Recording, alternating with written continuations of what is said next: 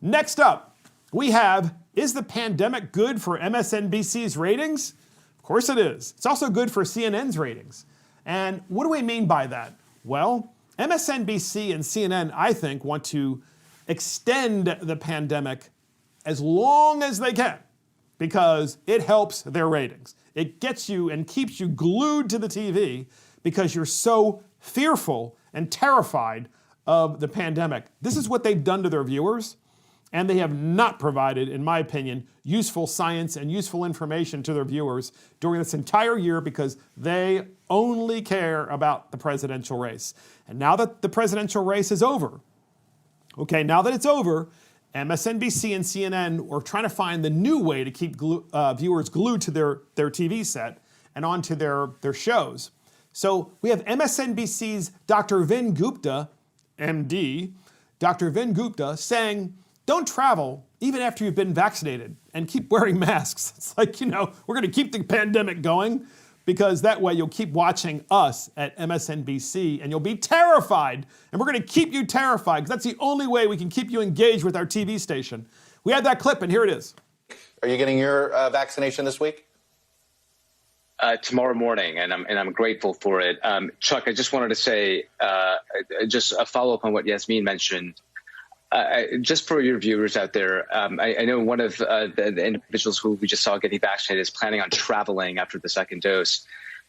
This is a source of confusion, but no, this is one of the misperceptions here. Just because you get vaccinated with that second dose does not mean you should be participating in things like traveling in the middle of an out-of-control pandemic or that you're liberated from masks. Mm-hmm. Everything still applies until all of us get the two-dose regimen. And we don't think that's going to happen until June, July. And again, this goes back to what we just talked about, Chuck. We don't know if just getting the vaccination prevents serious illness, or does it also prevent you from getting infection entirely, meaning you can still get infected with the virus potentially and pass it on to others. So really, really critical. Don't let your guard down just because you got vaccinated. You still might be able to get infected with the virus and pass on others. So please keep that in mind. Yeah, well, then why get vaccinated, right? I mean, why even bother getting vaccinated if you can't go back to living your life in a normal way?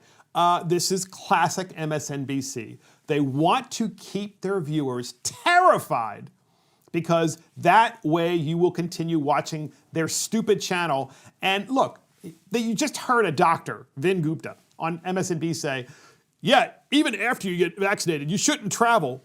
That's nonsense. If you want to travel, travel based on your own unique circumstances, right? And then you want to continue to wear a mask and you want to continue to live in fear and you can't go back to normal because we won't really know what normal looks like until maybe June or July of next year. Maybe. Does anyone listening to this podcast think even for 1 minute that we get to June or July of 2021 and we're not going to hear the same crap in 20 or 21 in June or July? Well, the pandemic is still going on. We got to be terrified. We must live in terror because we can't go back to normal. We must continue to quarantine. We must stop indoor dining. You can't go to a bar. I mean, this is the same stuff. It's not going to end unless we end it. And the vaccine starts the beginning of the end. And if you get vaccinated and based on your own unique circumstances, whatever you decide to do, whether you get vaccinated, don't get vaccinated, it's up to you how you want to live your life at this particular point in time. And I would not be watching MSNBC for information, but they want you to stay there because that's how they make money, right? A channel makes money by keeping you engaged and watching the channel. And whatever it takes, at least that's MSNBC. And if you think that's bad enough, CNN's doing the same thing. So here's CNN's Jake Tapper. He interviews a very smug Bill Gates. They talk about the election and also, of course, about the pandemic. I'm sorry, I don't trust Bill Gates as far as I can see him about pandemics and about this particular issue. I don't, okay? And the reason I don't is because he has a nonprofit charity that's engaged in inoculations and also doing pandemic studies. It's kind of weird, right, that this really rich billionaire guy is involved in this, and it kind of makes you wonder about whether there's a profit motive or some other motive. I'll tell you what I think his motive is. Well, first up, here's the clip. You've generally held your tongue when it comes to criticizing outgoing President Trump and the Trump administration for the various ways that he has mishandled the pandemic. Now that his term is coming to a close, I wonder what you think about the fact that it seems fairly clear that mistakes he made and statements he made that were just not accurate, undermining people like Dr. Fauci, undermining people who were talking about what would work in terms of mask wearing, pushing drugs that were not proven, including one from that My Pillow guy. I'm wondering what you think about the fact that, as Dr. Fauci told me, this has cost lives, this mishandling and the delay in the president taking it seriously, not to mention, of course, just what we've seen over the last 9 or 10 months. So that was the really long question from good old Jake Tapper. It was your classic asymmetric questioning, right? Isn't Donald Trump awful? Didn't he do an amazingly bad job, just an awful job with this pandemic? And he told people to take drugs along with the My Pillow guy. You know, you can't take certain drugs, and he was really pushing those drugs, which we've discussed before, you know, because he's talking about hydroxychloroquine. And we have Bill Gates' response. We have a couple of those, actually. Here's Bill Gates' response. You know, it could have been worse. He could have fired Dr. Fauci. He could have kept Scott Atlas on longer. You know, we'll do the postmortem when it's over. All of us feel like, you know, how could I have talked even louder in 2015 and gotten more investments to be made? You know, we should all look at what we have learned from this epidemic, because there will be another epidemic coming. And whatever that administration is, you know, being smart about getting the testing up fast, allowing the CDC, who are the experts, to give the message to the public, not being afraid of bad news, so that we get people ready. You know, that it's pretty clear we're going to be smarter next time. Does Bill Gates, here's my question, does Bill Gates make money from the pandemic because of his charitable involvement? I'm not really sure, okay? But these are good questions to ask because how's Bill Gates an expert anyway? Okay, I mean, he's an expert on software. He's an expert on running a company, obviously one of the very great companies in American history. What does he know about pandemics? And of course, I know the viewers are like, whoa, it's because he has a charity and he's putting billions of dollars to help people. Okay, that's a good thing. But wouldn't you think at this particular point in time, as we're getting towards the end of this pandemic, as we have vaccinations available for people, wouldn't you think at this particular point in time that Bill Gates and Jake Tapper would be really asking the question, which is, how did this pandemic start? Why don't we find out actually where it came from, how it was developed, and how it was released, and holding the country accountable for doing it, namely China. Why don't we find out all of those questions, the answers to all of those questions? But instead, it's always finger pointing to a president of the United States who had this literally dropped on his lap. And look, I know that we have critics out there who are going to say, oh, it's because you don't take the pandemic seriously. Podcast listeners, I take the pandemic very seriously. But you know what I take equally seriously is liberty. I take liberty really seriously because our liberties have been taken away, and these particular news outlets are using the taking away of our liberties to increase their ratings because they know that pandemics sell. They figured that out.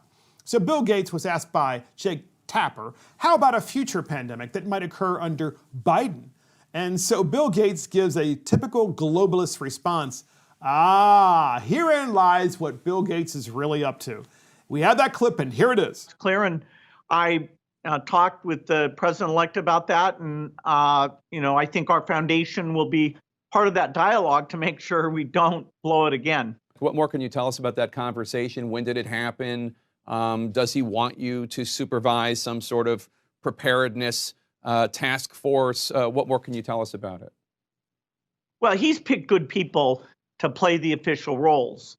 And so I think for myself, for my wife, Melinda, for our experts, simply being in discussions with them is how we can best contribute. And as you've seen, it's a talented group. You got a whole set of skill sets there.